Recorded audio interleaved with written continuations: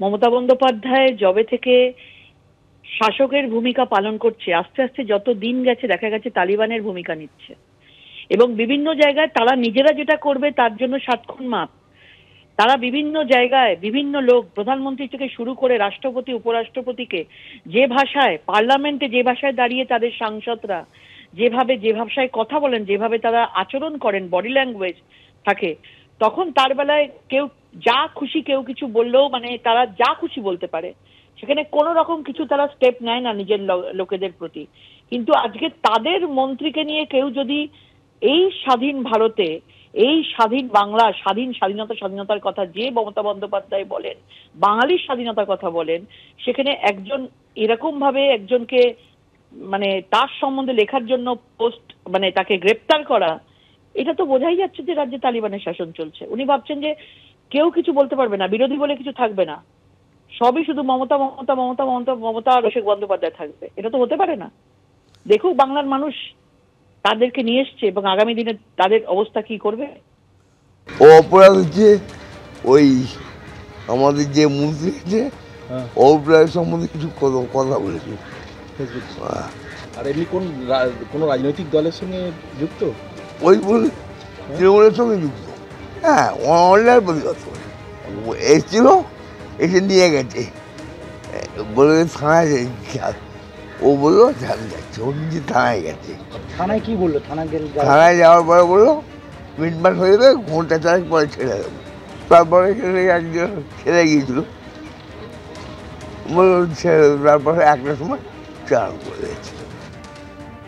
Facebook পোস্টের ভিত্তিতে police গ্রেফতার করলো তৃণমূল কর্মী এরশাদ সুলতানকে। আর সেই মামলায় আজকে বিচারপতি তাকে বিকেল 5টার মধ্যে ছেড়ে দেওয়ার নির্দেশ যেমন দিয়েছেন, একই সঙ্গে পুলিশের ভূমিকায় তিনি যে অত্যন্ত ক্ষুব্ধ সেটাও আজকে প্রকাশ করেছেন। কোনো নাগরিক ক্ষোভ জানালে তাকে গ্রেফতার করা হবে, এই প্রশ্ন আজকে তুলেছেন বিচারপতি। অরূপ রায় কি কোনো অভিযোগ দাঁড় করেছেন? তাহলে দুই ব্যক্তির গন্ডগোলের ঘটনায় তৃতীয় ব্যক্তির অভিযোগে আরেকজনকে কেন গ্রেফতার করা হবে? অযথা নাক গলিয়েছে পুলিশ, এমনই মন্তব্য বিচারপতি অমৃতা সিনহার। না, এখানে তৃণমূল কংগ্রেস কর্মী করি আলাদা কথা, কিন্তু আমি একজন নাগরিক হিসাবে, আমি কোনো তৃণমূল কংগ্রেস কর্মী হিসাবে তো না, আমি একজন নাগরিক হিসাবে আমি করেছি। যেহেতু আমি স্থানীয় বাসিন্দা, যিনি এখানকার করেছেন তিনি সাউথ হাওড়ারই ছেলে একটি, কিন্তু আমি যেহেতু স্থানীয় বাসিন্দা এখানকার আমি থাকি, আমার মনে হচ্ছে এই ভিত্তিটা সম্পূর্ণ অভিযোগ। আমি 37 নম্বর ওয়ার্ডেই থাকি, রাজনীতি তো অবশ্যই করি, কিন্তু রাজনৈতিক সঙ্গে এটা রাজনৈতিক কোনো দিক নেই। একজন সম্মানীয় ব্যক্তিকে যেভাবে উনি ফেসবুকে আক্রমণ করেছেন কোনো প্রমাণ ছাড়া, আমি তার বিরুদ্ধে আমি করেছি। প্রমাণ থাকলে করতে পারি, এখানকারই বাসিন্দা। তৃণমূল কর্মী এরশাদ সুলতান গ্রেপ্তার হয়েছেন। তার অভিযোগ তার বিরুদ্ধে যে তিনি নাকি মন্ত্রী অরূপ রায়ের বিরুদ্ধে একটা ফেসবুক পোস্ট করেছেন, যেটা অরূপ রায়ের পছন্দ হয়নি।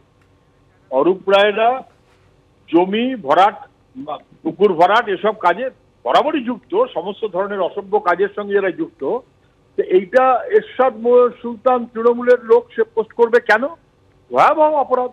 অতএব অভিযোগ না হওয়া সত্ত্বেও, ফর্মাল কমপ্লেইন অরূপ রায় না করা সত্ত্বেও, বাবু যত বলে পারিষদ বলে, আর মুখ্যমন্ত্রীর বাহিনী পুলিশ তৃণমূল কর্মী এরশাদকে তুলে নিয়ে চলে গেছে, গ্রেপ্তার করেছে। এটা তো নাথিং নিউ ইন ইট। যদি কার্টুন পোস্ট করার দায়ে অম্বিকেশ মহাপাত্র অধ্যাপক গ্রেপ্তার হতে পারেন যে রাজত্বে, যে নীতিতে, যে নিয়মে, তৃণমূলই সেই দাপটে মমতা ব্যানার্জি মুখ্যমন্ত্রী কার্টুন পোস্ট করার জন্য যদি অধ্যাপক গ্রেপ্তার হতে পারেন, তাহলে একটা ফেসবুকে অরূপ রায়ের বিরুদ্ধে বলেছেন, আপাতত গ্রেপ্তার হয়েছেন, সবাই না জানলে আরো বেশি কিছু ক্ষতি করতেন। এটাই তৃণমূল, এটাই তৃণমূলের রাজত্ব, এটাই দাপট। অনেক ধন্যবাদ সুজনদা।